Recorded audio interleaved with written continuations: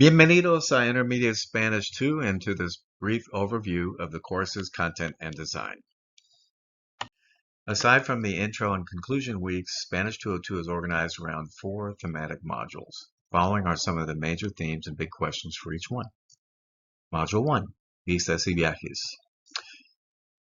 So this module centers on expanding much of what you've already learned to develop more lexically rich and grammatically accurate descriptions. Big questions. How do we use Spanish to describe ourselves, everyday things, and experiences? How do we plan a trip to the Spanish-speaking world? Module 2, Interpretaciones. Moving from description to interpreting meaning, this module focuses on the corresponding phrases and grammars as well as basic cultural features of the Spanish-speaking world. For example, building on your ability to describe location, activities, and state of peoples and objects, in this photo, you will read about the origins of the architectural motif depicted here. Big questions. What's in a photo or painting? How does it reflect its cultural context? Module 3, Historias. Historia in Spanish has 2 meanings, story and history.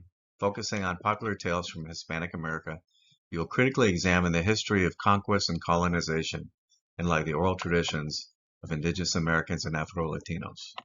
Carefully analyzing the use of preterite versus imperfect in these past tense narrations, you will gain insights that will set the foundation for more advanced levels of Spanish proficiency. Module 4, Modernidad y Manuales. This module delves into a diversity of professional Spanish. You'll have the opportunity to tie in your major and career interests, focusing on how the subjunctive is used to navigate workplace-centered instructions and conditions.